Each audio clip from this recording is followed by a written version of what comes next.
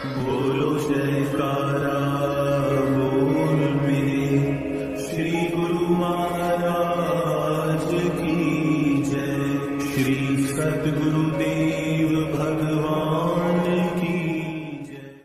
गुरुमुखो, महापुरुष तो यूँ समझाते हैं कि राजा जनक की तरह विलासिता और आपाभावों को छोड़कर गुरु की आज्ञा अनुसार अनासक्त होकर कार्य करो। राजपाट, नौकर चाकर सब कुछ होते हुए भी, राजकाज का काम संभालते हुए भी राजा जनक विदेही कहलाए। इस रहस्य को वो समझते हैं जिनकी अंतर्दृष्टि उखड़ गई है। वाल्मीकि ऋषि जी कि वह दिव्य दृष्टि संतों की कृपा से खुल गई थी, जो उन्होंने श्री रामचंद्र जी महाराज के जन्म से भी 10,000 वर्ष पहले श्री रामायण का इतिहास लिख कर रख दिया। यह दिव्य चक्षु महापुरुषों की आज्ञा मानने और उनके वचनों का पालन करने से खुलते हैं। भक्ति के नियमों का पालन करने से जीव को परमार्थ का बोध होता है। इसलिए सत ग्रंथ और सद शास्त्र जीव को सत्पुरुषों के विचारों के अनुसार इसी तरह जीवन बिताने पर बल देते हैं कि हे जीव, जब तुम मन की मति को त्याग कर गुरु की मति को धारण कर, जो भाग्यशाली संस्कारी आत्माएं इसी तरह मनमति को छोड़कर गुरुमति के नियमों का अनुसरण करती है और अपनी सुरति को गुरु शब्द से मिलाए रखती है, वे संसार में विलुप्त रहकर जीवन का ध्येय पा लेते हैं। जगत और जगत की दृश्यमान भोग सामग्रियां उन लोगों की दृष्टि में बड़ी चीज है जिन्हें भक्ति की संपदा प्राप्त नहीं है। माया के ये समस्त पदार्थ असत, मिथ्या तथा नाशवान है। भक्ति सत्य है, यथार्थ है और सुख शांति का भंडार है। मिथ्या एवं असत्य पदार्थों की कामना सदैव बेसमझ लोग क्या करते हैं।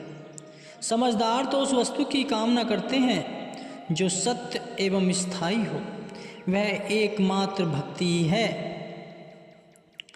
मालिक के दरबार में अथवा मालिक के द्वारा रचाई गई इस सृष्टि में सब प्रकार के पदार्थ उपलब्ध हो सकते हैं।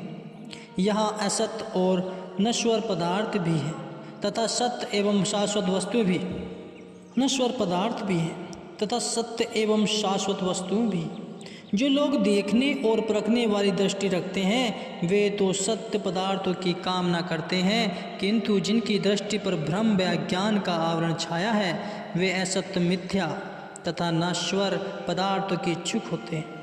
विचार करना चाहिए कि जो पदार्थ असत्य और नाशवान हैं, जो मिथ्या और अस्थिर हैं, वे चाहे कितने मूल्यवान हों तो भी किस काम के। जीवात्मा को उनसे क्या लाभ प्राप्त होगा। जन्म जन्मांतर से जीव इन्हीं असत पदार्थों के मोह में बंधा चला आता है, किंतु सुख शांति को कभी नहीं पा सकता। सुख शांति तो एकमात्र भक्ति में है। नाम की कमाई तथा भक्ति की लगन के बिना माया की अनेकों अनेक सामग्रियां तथा भौतिक सुख आदि मिलकर भी आत्मा को सुख शांति प्रदान नहीं कर सकते, उसे संतुष्ट एवं परितृप्त नहीं कर सकते। तो क्यों न सत्य वस्तु की खोज की जाए जिससे कि परख सुख की प्राप्ति हो। मनुष्य का निश्चय, विश्वास तथा श्रद्धा मालिक पर नहीं, इसी कारण चिंताग्रस्त रहता है। सत्य तो यह है कि मनुष्य स्वयं मालिक से प्रतिक्षण चिंता और दुख मांगता है। माया के पदार्थ जो मांगता है तो मानो चिंता एवं क्लेश ही मांग रहा है। विष्णु त्रिशु होए जी मांगना, श्री दुआ के दुख देही नामो संतोखिया, उतरे मन की भूख। माया के जिन पदार्थों की मनुष्य हर समय याचना कामना करता है उनमें सुख कहाँ है। उनमें तो दुख ही दुख और चिंता क्लेश ही भरे हैं। मालिक से नाम और भक्ति की याचना तो करता नहीं जिसमें सुख और संतोष है। भक्ति की ज्योति तो वह ज्योति है जो कि हजारों चंद्र सूर्य से भी बढ़कर है, किंतु जब तक चित्त में सतगुरु का ध्यान दृढ़ न हो यह ज्योति प्रज्वलित नहीं होती, तथा जब तक भक्ति की इस ज्योति का प्रकाश अंतर में नहीं है माया और अज्ञान के अंधकार का विनाश कैसे संभव है, और काम क्रोध आदि का मूलक्षण जड़ सहित विनाश क्यों कर। मानुष जन्म के ये क्षण अत्यंत दुर्लभ है। परम सौभाग्य से ही इस जन्म में पूर्ण सद्गुरु का मिलन होता है। ऐसा दुर्लभ संयोग और मूल्यवान अवसर पाकर भी यदि कोई गाफिल रह गया तथा भक्ति की ज्योति से हृदय को प्रकाशित न किया तो मानव जन्म का मूल्यांकन न किया। यह शुद्ध दुर्भाग्य अवसर यदि हाथ से निकल गया तो फिर कब यह महत्वपूर्ण कार्य किया जा सकेगा। इसलिए इसी जन्म में ही भक्ति की अमूल्य निधि को प्राप्त करना है। महापुरुषों के उपदेशों तथा उनकी वाणियों के प्रकाश में इस बात का विचार करना है कि जीव जो मालिक का असज है वह माया का असज तो नहीं। जब मालिक का ही असज है तो उसका मिलन मालिक से ही होना चाहिए, माया के साथ उसका मेल कैसे हो। नियम की बात है कि जिसका असज अथवा सजातीय होगा वह उसी से मिलेगा। प्रत्येक धातु अपनी सजातीय वस्तु से ही मिल सकती है तथा गुण अपनी ही जाति के गुणों में समा सकते हैं। जिस प्रकार गुण गुणों में बरतते और समाते हैं तथा जिस प्रकार धातु सजातीय वस्तु से मिलकर तदाकार हो सकती है, वैसे ही आत्मा का संयोग परमात्मा के साथ संभव है किंतु माया के साथ संभव नहीं है।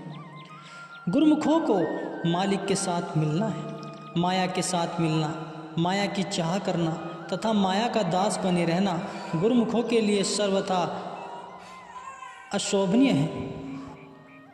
हरि हरि जन दुई एक है, विव विचार कछु नाय, जलते उपज तरंग जीव, जल ही बिखे समाए। मालिक और मालिक के प्रेमी भक्त दोनों एक ही रूप है, उनमें दैत तथा विभिन्नता कुछ भी नहीं है। जैसे कि तरंग अथवा बुदबुदे जल से उठकर जल ही में समा लेते हैं, वैसे ही भक्त भक्ति के प्रताप से अपने भगवंत में जा मिलते हैं। माया की चाह तथा वासनाएं विजातीय वस्तु होने के कारण जीवात्मा के लिए नितांत हानिकारक है। यह जीव की भूल है, इस भूल को दूर करना है। जीवात्मा परमात्मा का अंशज और वंशज है तथा जब अपने मालिक से मिलने की इच्छा आतुरता से चित्त में उत्पन्न होगी तभी सुख शांति एवं आनंद की प्राप्ति होगी। माया की चाह में न सुख मिलता है न मिलेगा। मालिक के साथ मिलने की सच्ची चाह एवं उत्कंठा अर्थात मालिक का सच्चा प्रेम अपने चित्त में उत्पन्न करो। सतगुरु का अवतरण ही बिछड़ी रूहों को मिलाने के लिए होता है। सद्गुरु का अवतरण ही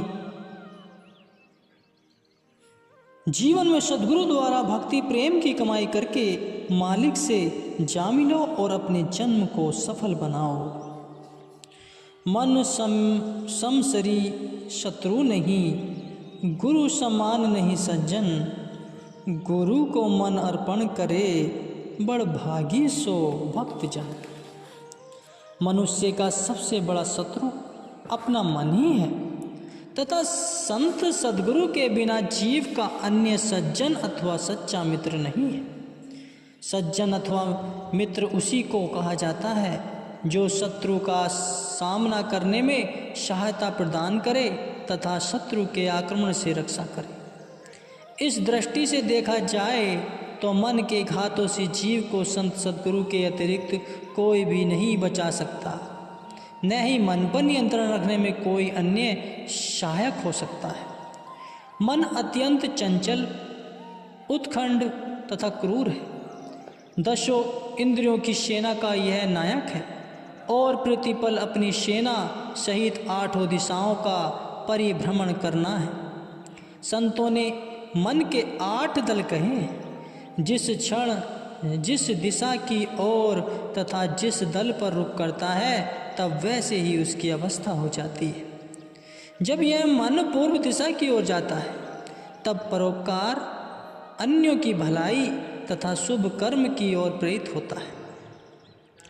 जब वहाँ से सरक कर दक्षिण पूर्व की ओर मुख करता है तब चारों तरफ चोरी, जुआ और अन्य बुरे कर्मों को चाहने लगता है। जिस क्षण यह दक्षिण दिशा की ओर मुड़ता है तब कुटिल कठोर बनकर अन्य जीवों को दुख देखता तथा अन्याय करता है। दक्षिण पश्चिमी दिशा में जाकर मन निंद्रा, आलस्य, प्रमाद और तमोगुण की ओर उत्कृष्ट होता है। पश्चिम की ओर जब उसका मुख होता है उस समय राग, रंग, नाच, तमाशे, क्रीड़ा, लीला आदि की ओर ऊंची होती है। उत्तम पश्चिम की दिशा में जाने पर मन दूरवर्ती प्रदेशों की यात्रा का संकल्प करता है। उत्तर की ओर जब मन जाता है तब मैथुन, भोग, विलास और विषय सुख की इच्छा रखता है तथा जब इसका मुख पूर्व उत्तर की ओर रहता है तब उदारता, दान देने और फिजूल खर्चों को चाहता है। इस प्रकार यह मन जिस दिशा की ओर जाता है वैसे ही अवस्था उसकी ओर होती रहती है। परंतु जब 8 दिशाओं से हटकर मध्य में स्थित हो रहता है तब भजनाभ्यास, सुमिरन, ध्यान में लगता है। इस प्रकार यह मन प्रतिपल चलायमान ही रहता है, एक क्षण भी निश्चित होकर बैठने नहीं पाता। कभी इस दिशा में तो कभी उस दिशा में भटकता ही रहता है। इसी कारण मनुष्य सदैव परेशान, दुखी और कल्पनाग्रस्त ही रहता है। जिस प्रकार कुम्हार का चाक जब तक घूम रहा है उस पर भांति भांति के बर्तन निर्मित होते रहते हैं, किंतु जब वह घेरा घूमना बंद कर देता है तब बर्तन भी नहीं गढ़े जा सकते। वैसे ही मन रूपी चाक जब तक गतिमान है, संकल्प, विकल्प तथा अनेक प्रकार की इच्छाओं के बर्तन गढ़े जाते हैं। जब यह मन ठहर जाए तभी इच्छा, संकल्प आदि का ताना बाना समाप्त हो जाता है। परंतु कुटिल मन तो हर क्षण चलायमान है और विषय वासनाओं मनुष्य को सताती ही रहती है। जब तक मन की इच्छाएं पूर्ण की जाती रहेंगी तब तक आवागमन के चक्कर में भटकना पड़ेगा। अन्य शब्दों में मन का चक्र ही आवागमन के चक्र का मूल हेतु है। मन को वश में करने के लिए सत्पुरुषों के उद्देश्य अनुसार सद्गुरु का शब्द ही सामर्थ्य है और सद्गुरु के शब्द से ही इस मन पर नियंत्रण किया जा सकता है तथा इसके अतिरिक्त मन को काबू करने का और कोई उपाय नहीं है गुरुमुखो। अतएव सत्पुरुषों का कहना है कि इस मूजी मन को मारना अथवा नियंत्रण में रखना आवश्यक है। जब तक मन वश में न होगा इंद्रिय सेना भी वश में न होगी और तुम्हारा कल्याण नहीं हो सकता। गुरुमुखो, इन शब्दों को सत्पुरुषों के अपने मन में धारण करो और संकल्प करो कि भजन शब्द ज्ञान में अपना ध्यान लगाना है और अब दिए हुए शब्द को अपने सामर्थ्य अपने अंदर धारण करना है। तभी तुम्हारा उद्धार कल्याण हो सकता है गुरुमुखो।